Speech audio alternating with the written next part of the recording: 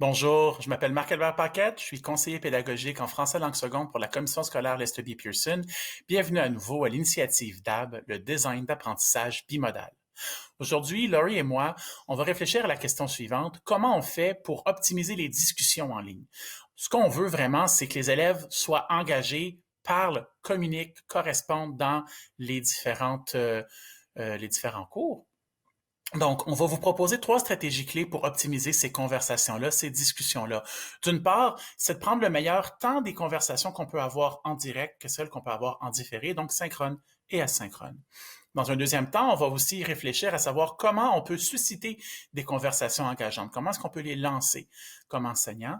Et puis enfin, on va proposer de choisir et de mélanger les plateformes qui vont mieux soutenir vos objectifs pédagogiques en lien avec ces discussions-là. Alors, la clé de voûte, vraiment, c'est de comprendre qu'il y a une fluidité très profonde entre ce qui est en direct et en différé. De la même manière que quand on est dans une salle de classe traditionnelle, souvent on va lancer un sujet en classe pour que les élèves y réfléchissent à la maison et reviennent avec une discussion en classe, mais la même chose peut se faire de façon bimodale ou en ligne. D'une part, il y a toute la question de ce qu'on veut amener en classe. Donc, il faut toujours penser à son intention pédagogique en premier. Dans le cas qui est présenté à l'écran, vous voyez ici qu'il y a une vidéo que les élèves vont être appelés à regarder sur CISA qui va servir de préparation à une discussion qui aura lieu en salle de classe.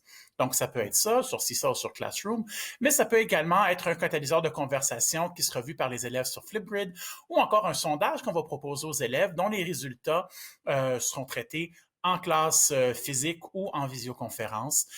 Donc, il y aura un retour sur la conversation. On pourra profiter de la conversation qui a eu lieu de façon asynchrone pour rebondir là-dessus et l'amener plus loin de façon synchrone, ou encore de faire une espèce de réflexion sur la discussion qu'on a eue en diade, en trio, ou tout simplement carrément en groupe classe. À l'inverse, des fois, ça va être en direct qu'on va lancer une conversation pour faire un suivi de façon asynchrone. Vous voyez ici, par exemple, qu'on peut lancer une conversation, pardon, soit en groupe classe ou encore en sous-groupe dans les breakout rooms, dans les salles de conférence, sur Zoom, par exemple. Et de façon asynchrone, on va inviter les élèves à publier des commentaires, des réflexions de façon audio ou vidéo en utilisant une plateforme comme Flipgrid ou en prenant votre environnement numérique d'apprentissage. Dans l'exemple que vous avez ici, vous avez par exemple un sujet bien dense qui va susciter des arguments pour et contre et qui va susciter un bon débat dans la classe. Et l'enseignant pourra choisir une plateforme comme Kialo où les élèves seront à même de façon asynchrone de donner toute une série d'arguments pour ou contre dans 2 colonnes et qui vont être capables de nourrir différents éléments pour peut-être faire un suivi plus tard de façon synchrone à la classe suivante. Ce qui compte ici, c'est que vos attentes soient claires.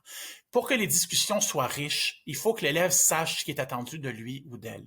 Donc, que ce soit de façon synchrone ou asynchrone, d'avoir des attentes, d'avoir un continuum qui est présenté à l'élève pour dire, ben voici à quoi ça ressemble si ta discussion est étincelante ou si elle est en croissance ou encore si vraiment tu as des défis pour la discussion, ta participation à la discussion en classe, c'est une bonne grille à utiliser. On vous les a déjà présentées dans une vidéo précédente. Vous les avez en lien ici à nouveau, que ce soit celle-là que vous choisissiez ou une autre.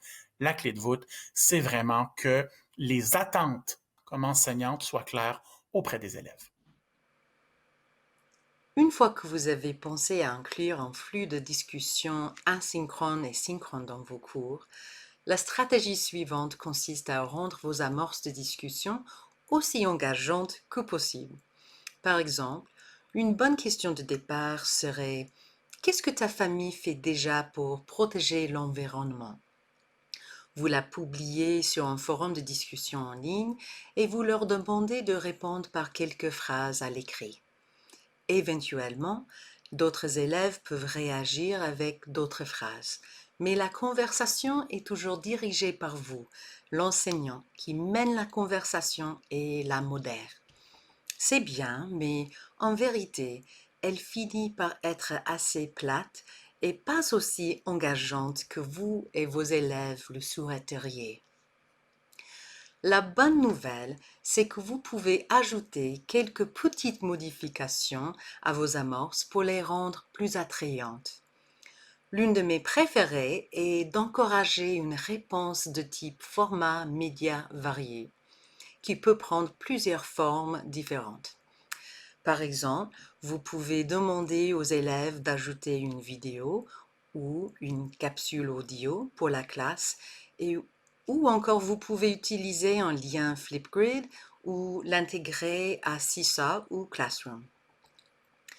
Si vous lisez un roman, vous pouvez demander aux élèves de fournir une véritable réponse multimédia en publiant un texte dans lequel ils sélectionnent des passages décrivant certains personnages de l'histoire, ainsi qu'une photo de la personne qu'ils choisiraient pour jouer ce rôle si le livre devait être transformé en film, et peut-être aussi une chanson qui devrait figurer sur la bande sonore de ce film.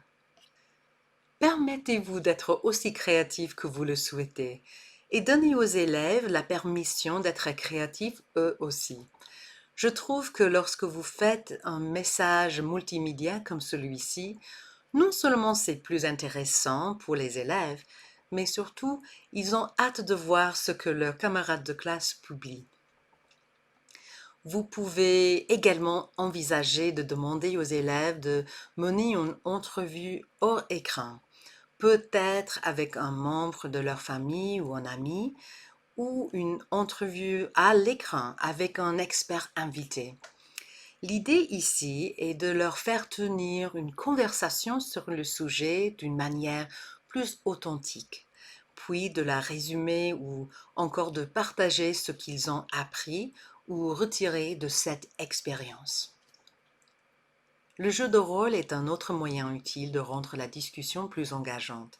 Dans ce cas, vous pouvez envisager des objectifs multiples qui sont en jeu dans un sujet controversé en particulier.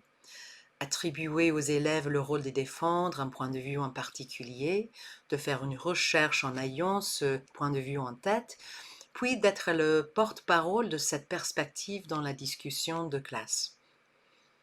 Ce sont juste quelques idées pour servir de point de départ afin de vous inspirer. Nous avons un tas de ressources pour vous sur ces stratégies et d'autres, alors n'hésitez pas à consulter les liens rapides pour plus d'informations et d'idées. La troisième stratégie consiste à réfléchir à la plateforme que vous allez utiliser. Réfléchissez aux objectifs que vous avez et demandez-vous s'il existe une plateforme ou même une combinaison de plateformes qui pourrait soutenir les objectifs de discussion que vous avez à l'esprit. Supposons que vous vouliez garder les choses simples. Que diriez-vous d'inviter une réponse de type format média varié sur Seesaw ou Classroom? Vous pouvez aussi intégrer une conversation vidéo Flipgrid à votre ENA et faire participer les élèves à cette conversation. Vous pouvez demander aux élèves d'utiliser Kialo pour lancer un débat en dehors des heures de cours, puis de se regrouper et de faire en sorte que ce débat se poursuive pendant votre classe virtuelle de Zoom ou Google Meet. Il existe tant de plateformes différentes, plus que ce que nous pouvons inclure dans cette vidéo. Mais nous pensons qu'il est important que vous commenciez par ajouter simplement des outils et des pratiques supplémentaires au fur et à mesure. Vous découvrirez peut-être qu'une fois que vous aurez modélisé certains outils et techniques, vous serez en mesure d'inviter les étudiants à utiliser une combinaison plus sophistiquée d'amorces et de plateformes comme celle-ci. Dans cet exemple, les élèves choisissent un sujet d'actualité pour ensuite faire des recherches et créer une brève présentation de 2 ou 3 diapos qu'ils utiliseront comme toile de fond.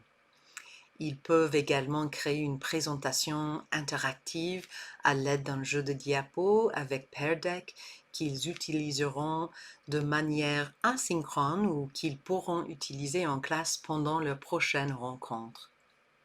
Ils pourraient également utiliser ces diapos comme toile de fond pour enregistrer une vidéo narrée en utilisant un outil comme Loom ou Screencastify qu'ils téléchargent ensuite dans un autre outil comme Edpuzzle ou PlayPosit pour y intégrer des contrôles de compréhension et des questions de discussion pour leurs camarades de classe.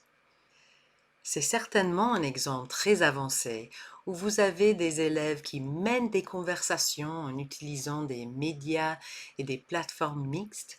Et je recommande d'essayer quelque chose comme cela seulement lorsque vous êtes vous-même à l'aise avec tous les outils que vos élèves pourraient avoir besoin d'utiliser et après avoir montré aux élèves comment les utiliser.